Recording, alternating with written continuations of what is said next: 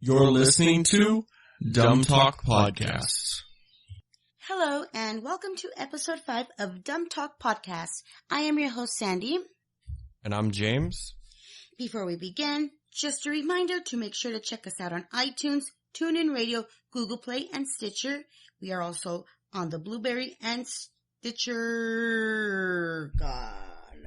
Spreaker podcast directory. Ooh!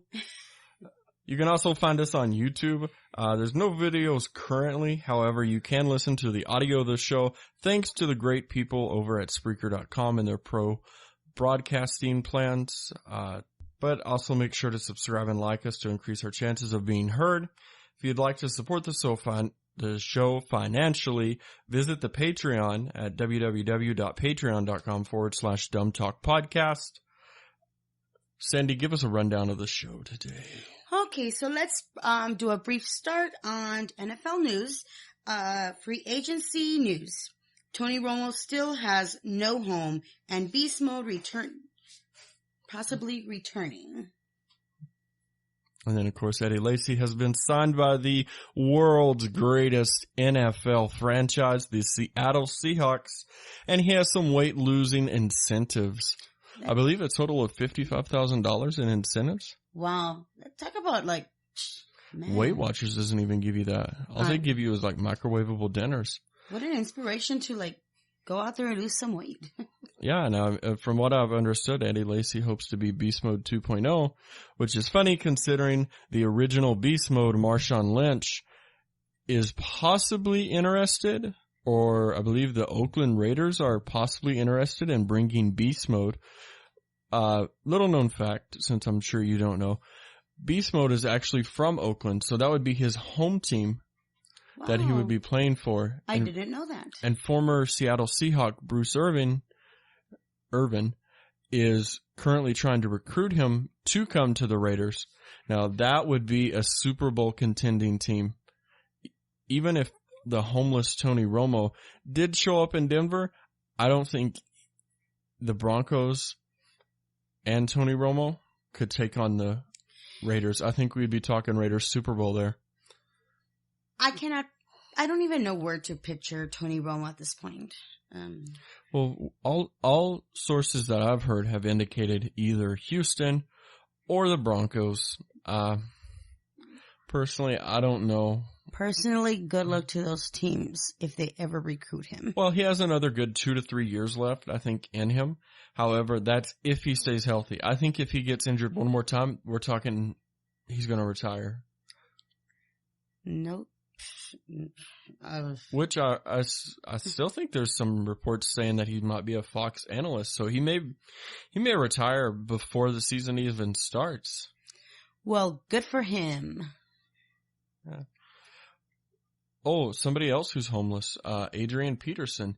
He currently has no NFL home. He's an NFL homeless person. Well, I'll be darned.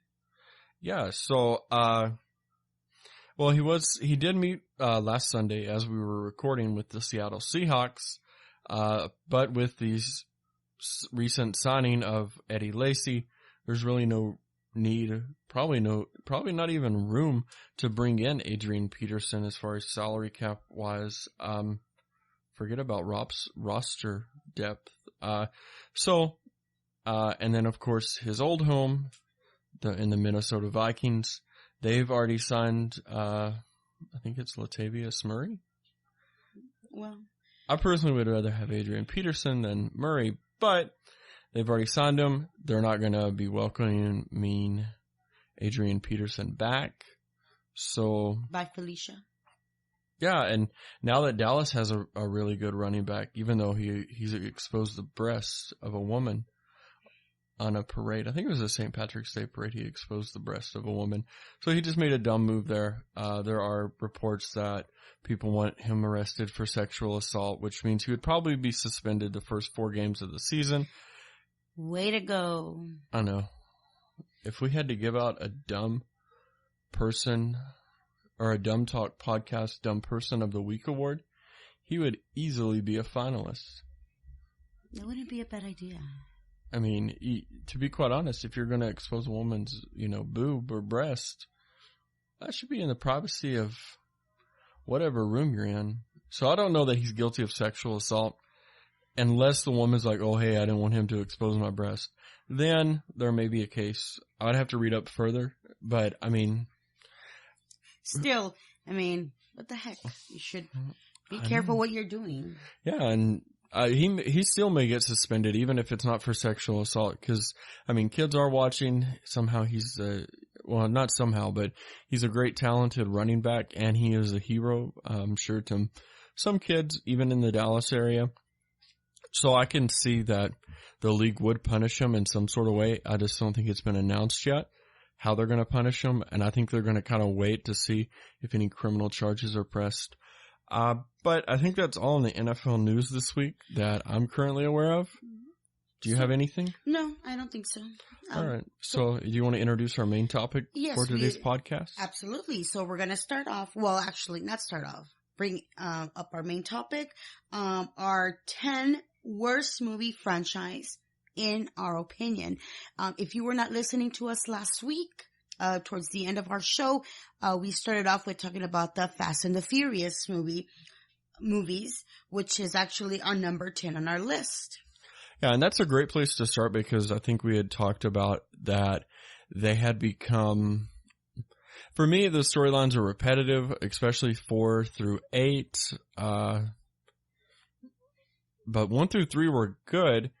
And something I do want to point out really quick is that just because we think these are the worst, we're not saying they did worse by box office standards.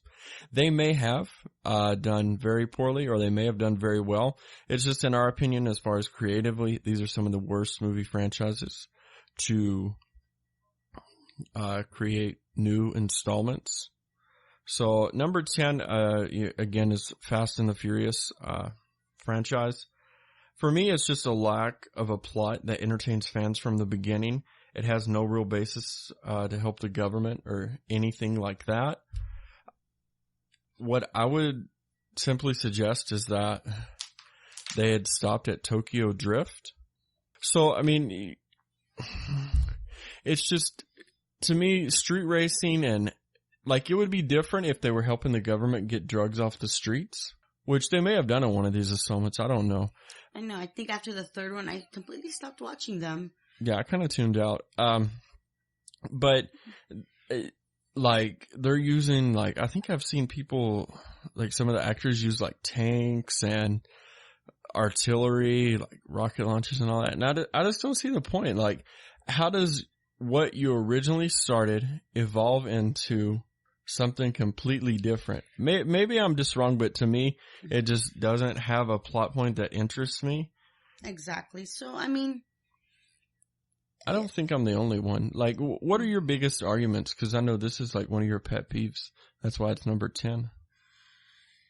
Like I said, I mean, and me and you can both agree, they're repetitive, just like, actually, I just want to point out as we continue, but most of the movies on our list, or most of the franchise movies on our list in my opinion, are repetitive.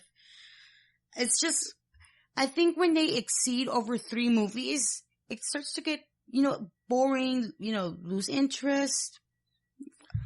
Yeah, and I think in a way, like, if you're going to go past 3 movies, you have to have a creative direction. And I just feel like the Fast and the Furious is now just a cash cow. Kind of like a yearly horror installment, which brings us into number 9, the Saw franchise. This is one of my personal favorites. However, I personally added it to the list. For me, as I look back on the series, it lacks engaging storylines. You have swerves, but it's taken like one movie here, a couple movies here, and it seems like 5 shouldn't have existed at all. 6, they hadn't, like, it was going to come full circle and the games were finally going to be over. 7, they practically announced that, hey, this is the last one. And now they're coming out with Saw Legacy, which apparently is part 2 of Saw, the final chapter. Really? Or Saw 3D. So now they split They split the end into two.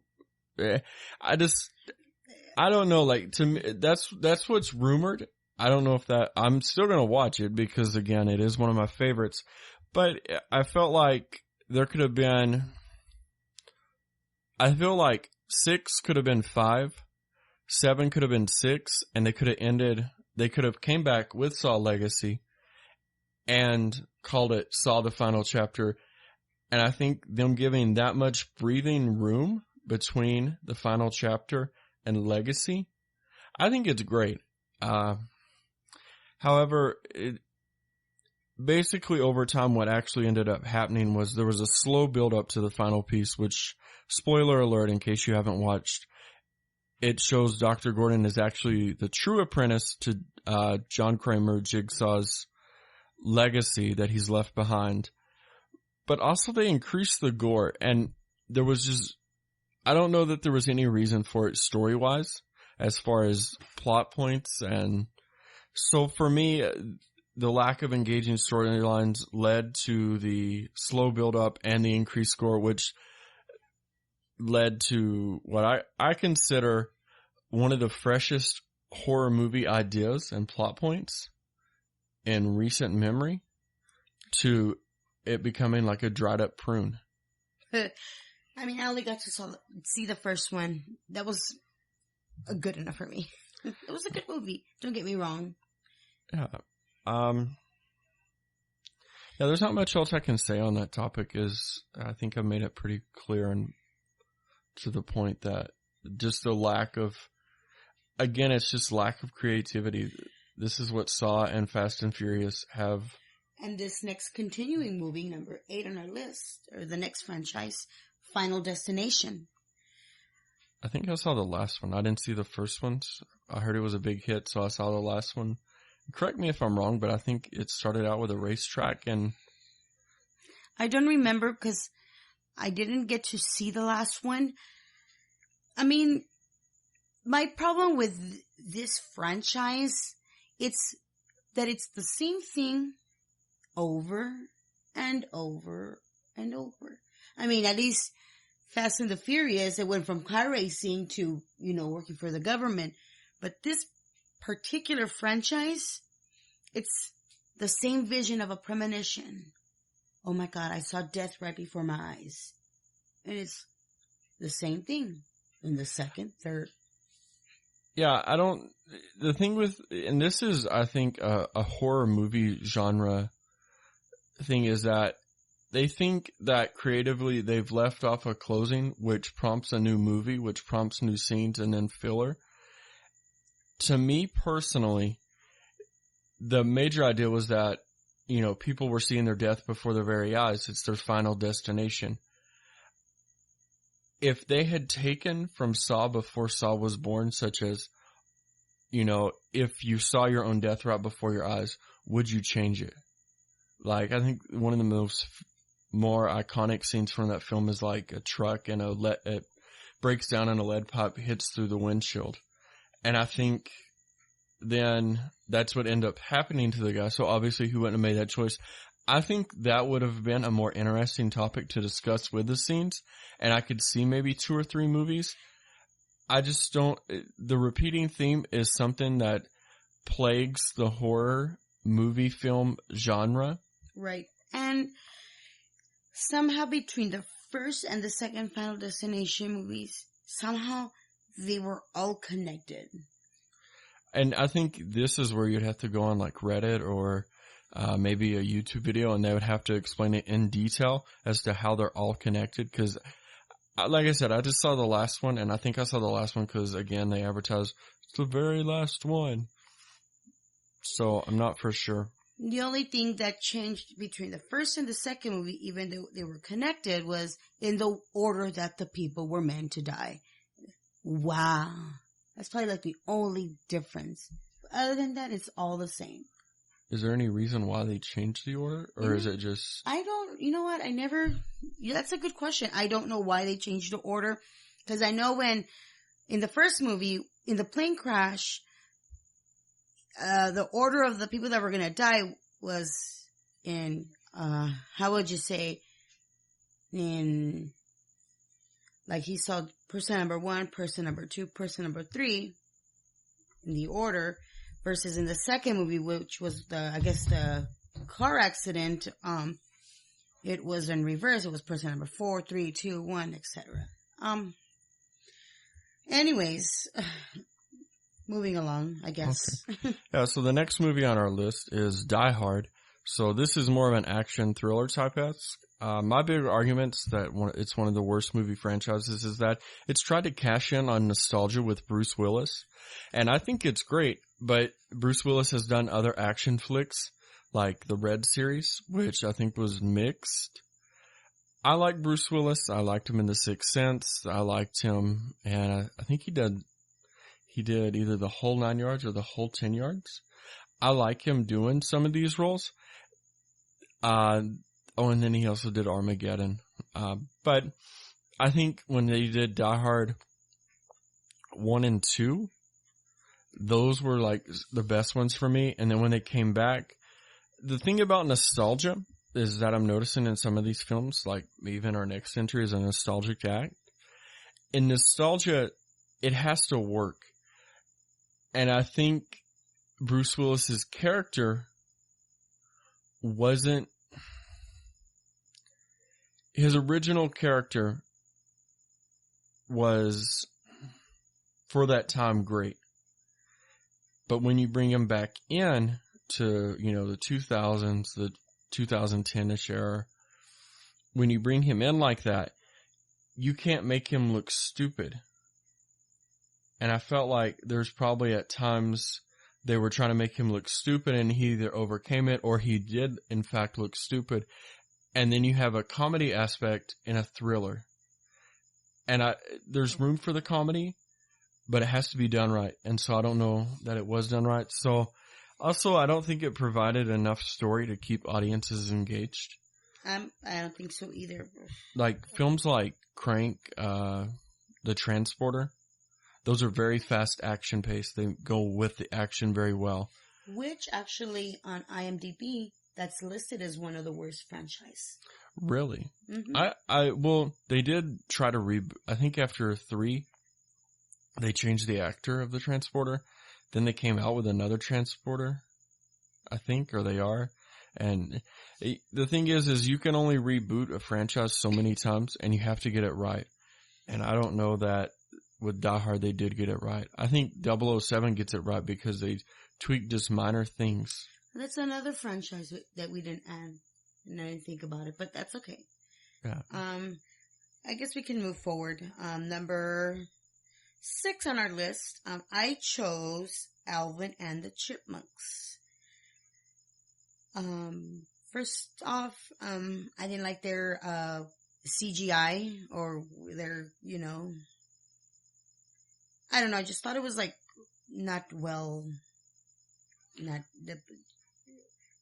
it's just hard to explain it in words because I have a visual of the movie, and for me to explain that visual in words, it's like right there at the tip of my mouth and I just can't word it. But I mean, to me,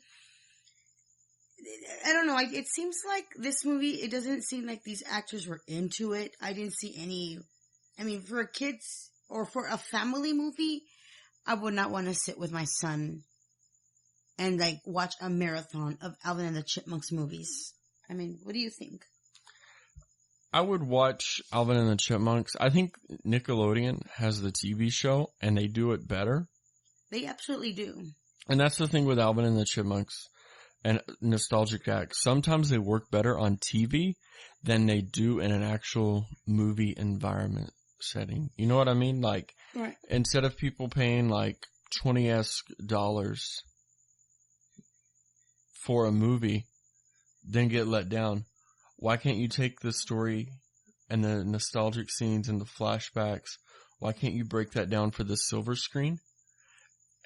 And that should be maybe another topic for another show is why is TV now, or the silver screen, why is it's easier to produce for TV shows because you have episodes and you can. Right. So I think we should discuss why is that and how come stories are told better in a TV show than it is in a full-featured film. I think that's another great topic we can discuss. But yeah, and like I said, to me, it was a total disappointment. I mean, for a family movie, yeah, the first one was cute. It was, a Christmas, a Christmas movie, something nice for, a family to sit and watch for Christmas. But, I mean, overall, it's nothing, like you said, nothing compared to a TV show. I mean, when I was growing up, I loved watching the animated series. Right. It had more imagination. I don't know. It had more feeling, more, creativity.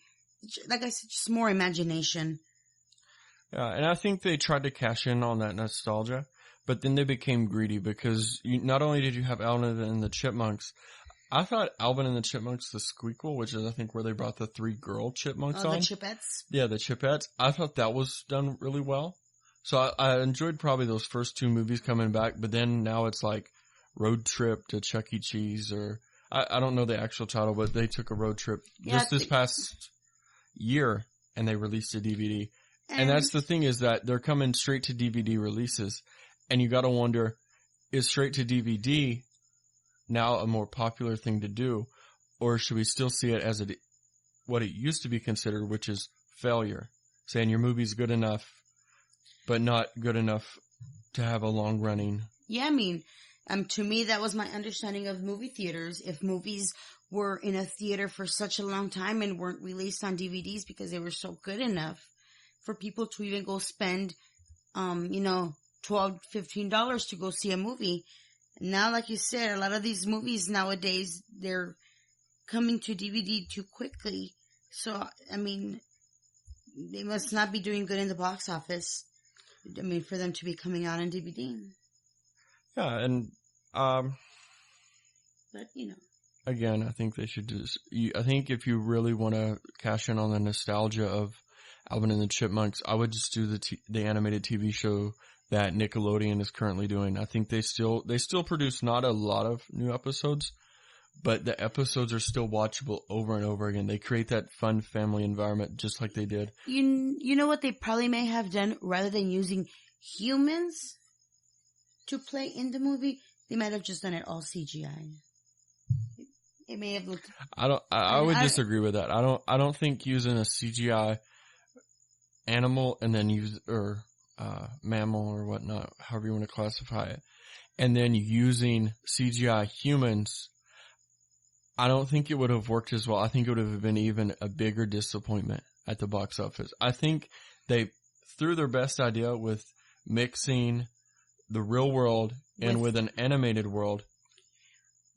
It's just, they should have stopped at the Squeakquel and had people eating, like Toy Story. They did 2 films. They stopped. 3rd one came out. Now there's going to be a 4th one that comes out, but there's time to breathe. So in nostalgia, if you're going to reboot the franchise entirely, but bring up the nostalgia into it, give it time to breathe. Let it be one. And just like the Cars movie. I mean, when was the last time they had a Cars movie? And the Incredibles. See, Pixar's doing something right because they're giving these franchises room to breathe. Right. And let people get over the previous movie before they move on. And what's also neat about this is that, say, the Incredibles and Cars, they're new franchises. And they don't have a tremendous amount of content. What Nickelodeon does is they have the show and they've modernized it, but because they don't put out new episodes every week, like it's a weekly syndicated series, it gives it time to breathe and you can enjoy it. Like you don't feel rushed. So that's what I would say, is that they should let the franchise breathe. Quit doing yearly releases of whatever. We don't need none of that dumb stuff. Yeah, because if every year you have to plan out a certain day, the thing is, then it becomes like work, Monday through Friday you have to work, or Monday through Saturday you have to work. And it becomes bothersome to planning out the rest of your week. Because then you want to take time and just breathe. Just relax. And I feel like Alvin and the Chipmunks could become a better franchise, and this could just be a dark period if they just, like a fine wine, let it breathe. Right. So let's move on to our number 5. And I think this is something me and you both agree on. That's why it's at number 5. It's up towards the top of the list. Is Scary Movie returning. This is actually a comedy. And comedy is so hard to do nowadays because you have a lot of people who are great talents and they have, they have these one-hit wonders. But it's like, Scary Movie was great. The first one was great. It made me laugh. And it took something fresh and original. But over time, the content for the film, such as the horror movie franchise, where they were taking iconic scenes, recreating them, giving them humor, that scene was starting to dwindle down. It was because there was no really fresh ideas. There was, the Saw's coming out. There was Hostel. There was, I don't think The Purge had just came out yet. The Purge right now is probably one of the fresher ideas in the thriller horror film cross genre. Right.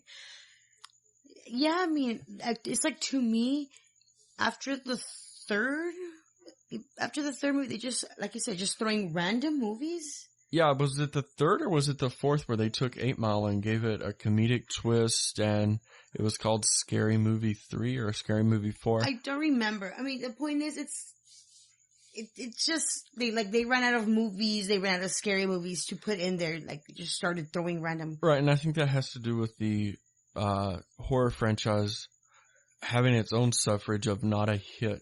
Because once you take Saw and Hostel out, like, they haven't made Hostel after Hostel 2. I think Hostel 2 was too much, by the way. I didn't like the original one. I thought it was, but I think today's problem with Hollywood is, I don't know, people are running out of ideas. There's just not enough fresh ideas. No. And then that's when they start building dumb franchise movies like these on our list. Yeah, but Scary Movie, like, it had 2 great hits. It did. But then I wanted to say, okay, what's next? What's next in the Scary Movie? Like, how else can you shift it? And since there was no fresh horror film, I think that's what led down to the suffering of Scary Movie. Well, even in the second movie, they had thrown a scene of a non-scary movie. If you watched it, they threw a Charlie's Angels scene in there. Was it the first? Yeah, it was the second movie. But I'll rewatch it. I'm not sure if I recall this scene or not. But I mean, again, this is something that I think this is a Hollywood problem. But let's move on to number 4. This is from the superhero film franchise. I call it Spider-Man, the Nickelback series, just because I only remember this film came out because of the Hero song by Nickelback, who has now faded away, just like this film franchise. They tried to tell too much. Again, they didn't let it breathe. They tried to tell too much, and they added complexities to Peter Parker, Spider-Man, Dark Spider-Man, Venom Spider-Man, I believe is what he's called. And I just don't think, and in adding those complexes, changing the character, making him more complex instead of simplistic, they couldn't connect to the audience the way the comics book did because, again, I've said this, I think, time and time again. I think I mentioned it in our last episode, that Spider-Man is a good, wholesome American boy. And they're trying to make him too dark, you said? I don't know that they made him they just try to modernize him just enough. They're trying too hard, if you ask me. Well, that's how it ended up coming off. Like, I know people who enjoyed the original Spider-Man movie from the Nickelback era. They were okay with 2, but they just thought 3 was horrible. Like I said, just like all these other franchise movies, after the second movie, the third one comes out, they just start to like get boring and they start to die out. I don't know. Yeah, and that... Keep in mind, audience, this is just our opinion. Yeah, again, they could have they could have made $5 billion at their opening weekend. And it doesn't mean anything because there's been film franchises that have made over $100 million and they're still looked at as failures. Suicide Squad made I think $133 million its opening weekend. But to most people like Rotten Tomatoes and film critics, that was not a good film. And I personally enjoyed it. But so the amount of money a movie studio makes off a single film is irrelevant. How much it's made over the entirety of the franchise, whether it's continuing or still going, is irrelevant because all that money they're making, you got to think, how much are they actually making? If you make $133 million, but your budget was $236 million, you're $103 million still in the hole, and you got to hope that your second week puts you over, and then you got to hope your third week puts you even more over so that you can go back to, or so that studio executives can go back and say, oh, we love this, we want this, we want more of it. And I don't think Hollywood has that right now. And I think in other people's opinions, I think when they did the Suicide Squad, I think they said, or they felt that they just rushed to make this film after that failure of the Batman versus Superman, I believe. I guess that's why they just tried to lighten it because people thought it was too dark. Yeah. But let's not talk about that because that's a different film, right? For a different day. It's not on our list. It's not. Yeah, because, it's not a franchise, anyways. Well, it's not a franchise. It's part of a cinematic universe. But which we could probably discuss in another. I'm not going to talk about the top 10 cinematic universes that failed because I can only think of 2. And you can't have a list of failures and include 2 and then turn right back around and put the same 2. So, but but let's move on to our top 3, starting with number 3, the Terminator franchise. I loved the first 2. I think I might have loved the third film. The ones that had Arnold in it, I really liked. I didn't like this recent one because they tried to do nostalgia. They had already beaten the franchise to death. They didn't give it time to breathe. I'm going to keep saying that so to all the listeners, just understand my main point is give me a plot I like. Don't give it to me and push it down my throat. Give it time to breathe like a fine wine. So, yeah, after the third movie. And this is why the first 3 were great. Because like you said, the first Terminator movie came in maybe early mid-80s.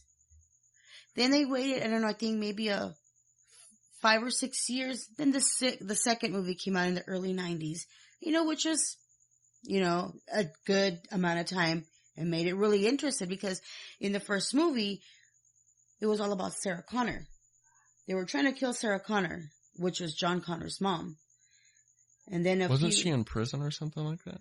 And the second movie, she was in a mental institute because they thought she was crazy. Oh, okay. So, right, and then so they broke her out, and then they went to that underground rock cave, which, by the way, is cool. I really wish I could just find an underground rock cave. And then, and then the second movie was all about John Connor, because the second movie was about to kill John Connor, and not Sarah. So it was the same storyline, but it was focused on a different character. Then versus the third one, it was all about killing all of the soldiers, or I guess all the people that were going to team up with John Connor during the nuclear war. And in this movie, the third movie, it was more focused on the woman who was going to be John Connor's wife.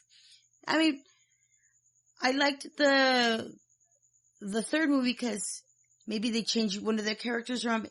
You're probably going to disagree with me because, they used a woman as a villain or as a robot. I don't personally mind them using a woman. Again, when you're changing a film franchise, and we'll talk about this especially in number 2, because I think they did this twice. But when you're changing a main character or an ensemble character, you need to give great storyline as to why. And if they're going to go by the same name, don't mention it in the film, but give it time to breathe. then in the plot, give me something. Say it's like the character's name's April. Okay, so April in 1956 and whatever movie, we'll call it Cars and Robotics, Aquatic or whatever. If in the first film in the second film you change one of the lead or ensemble characters, give it time to breathe. Then in the storyline put, 526 years later, April the 24th or April whatever. They don't even have to mention if it's the 3rd or the 24th or whatever. Give me a reason saying, oh, April blah, blah, blah, her mom died. Wait a second. Wasn't her mom already dead? Oh, this is a new April. Get me thinking, make it very clear that what we're seeing is a different character who has the same name, who has a different appearance because of what has happened in the past 100 or 500 years or whatever. And they just didn't really do that. They had Christian Bale after they had Arnold Schwarzenegger. Then they had who was the woman? Who was the lead actor? Who was the actress? I don't remember. I mean, after the third. Yeah, they had somebody else, and then they try to reboot it with Arnold. It's like, okay, if you're going to move past Arnold, move past Arnold. Don't say, oh, we're failing. Come back to nostalgia, and then be like, oh my god, like Bruce Willis. Yeah. But moving on, your favorite. Well, before we get to our number one, because. Yeah, and we actually are almost running out of time. Okay. So we gotta. Yeah. So Transformers is our number 2 pick. Like I mentioned before, they have changed lead or ensemble actors or actresses twice.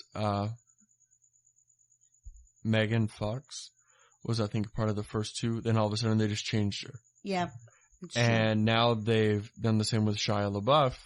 With Mark Wahlberg, which again, I think he's too old to play the role. I can't envision him, so I can't enjoy the movie franchise unless there's some timeline and room to breathe, which there is none. It's like we're going back to the 90s with Mark. Yeah, it's like he's an older actor, and if this was 1,000 years later, and then he was the lead character, but again, they didn't give it time to breathe. They've changed the role.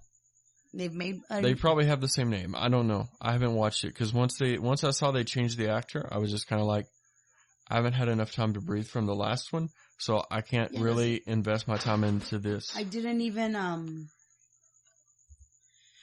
I think I only watched maybe 20 minutes of the second film and it was done. But moving on because we're gonna get to our top movie. Well, we have about 7 minutes to. Well, so, this about was 6 minutes. This is going to be interesting because, to me, this is probably one of the dumbest franchise of all. We're talking about Twilight here. Twilight, my main beef with it is it had a lot of far reaches. Vampires don't sparkle. I don't even know if vampires exist. If they do, congratulations. I'm not saying they don't exist, by the way. I'm just saying I have no evidence to prove that they do or do not exist, so I'm neutral. But I don't think they would sparkle, first of all.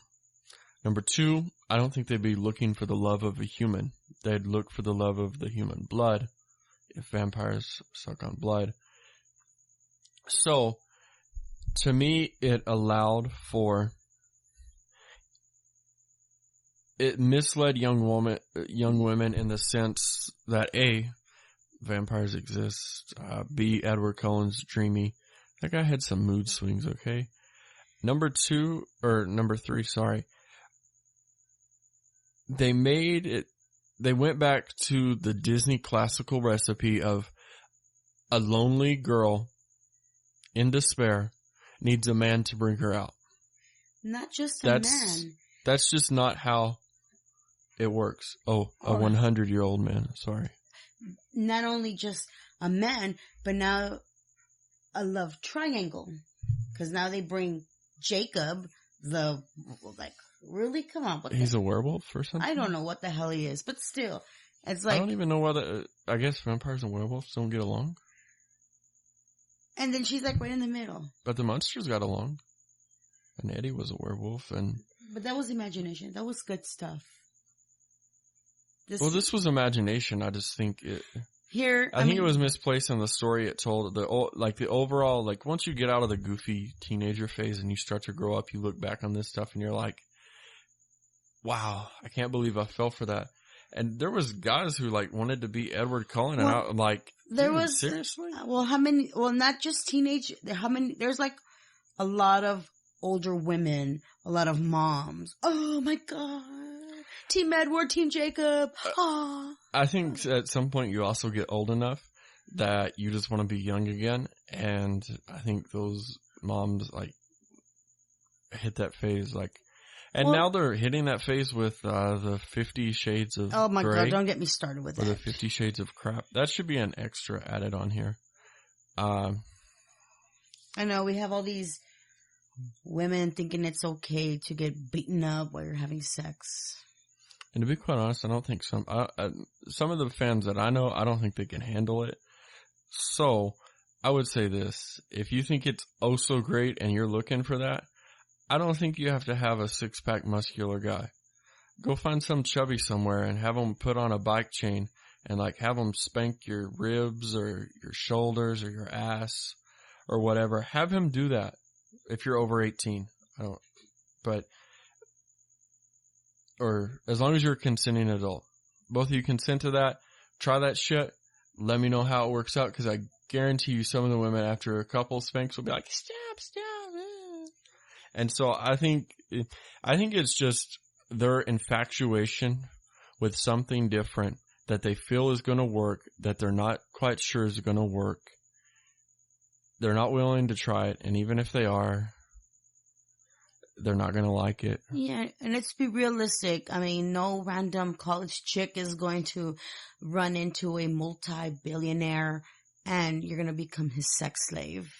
Oh, I know, right? Every woman's fantasy.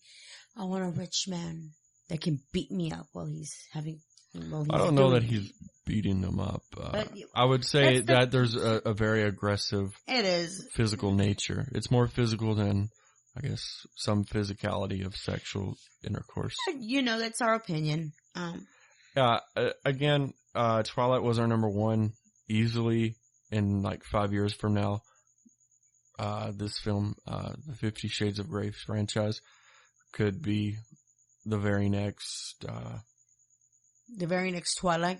Yeah, the very next Twilight. And then there'll be always something else. And so... I know, it's like even their last two movies, The Breaking Dawn Part 1 and 2, was it necessary to do 2 movies? That was a pretty big book, so I'm not gonna hate them for doing 2 films, but I don't care about Twilight. Yeah, and then the book was interesting, don't get me wrong. I mean, yeah, obviously. I think this is a case of where the books are better to the movie. Obviously. I know they have to change the movie around. But at the end of the day, these movies can't make everybody happy. And so that's our opinion. Let us know if you agree. You can communicate us with on Facebook, facebook.com/Dumb Talk Podcast. Tweet us at Dumb Talk Podcast. Also, don't forget to check out our Patreon, patreon.com/Dumb Talk Podcast. But that's going to be it for this episode of Dumb Talk Podcast. I'm James. And I am Sandy. Adios.